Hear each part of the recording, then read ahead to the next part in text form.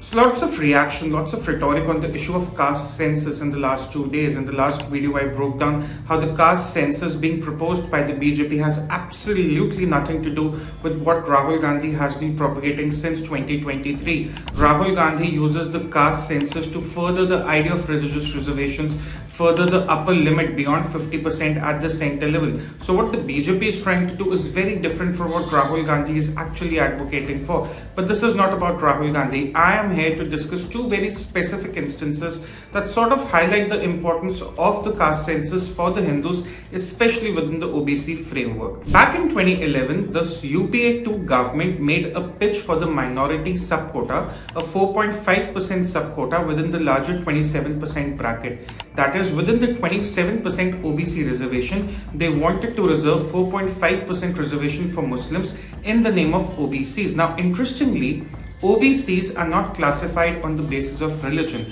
The Supreme Court says that the governments are to classify OBCs based on the social and educational backwardness. So that leaves room for a lot of ambiguity. In 2021, the BJP passed the 127th Amendment in the Parliament, which was later enacted as the 105th Amendment. Now that gave the state governments the power to notify their own list, their own sub-categorization within the OBC framework. And this is the second problem I like to mention. Take the example of Karnataka.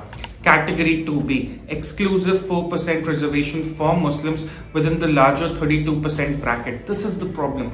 This is the problem the caste census must solve in the future. You cannot allow state governments to give Muslims reservation in the gap of OBCs. Yes, OBC reservation focuses on socially and educational backwardness, but in Karnataka, Category 1 and Category 2A already had Muslim communities, as many as 36 of them. So why was Category 2B introduced to include 4% quota for the Muslims? These are questions we must start asking. Everyone has made the caste census about politics, about divisive politics, about the upcoming Bihar elections. It's nothing about that. It's about targeting the parties in the future that use the OBC quota as a means to further amplify religion-based reservations. And finally, think about this. In 2011, the then UPA government, the then Congress government under Rahul Gandhi was clear that we do not have the accurate data sets when it comes to the Hindu OBCs. We have over 46 lakh castes identified. That is a lot of data. That is a lot of inconsistent, redundant data.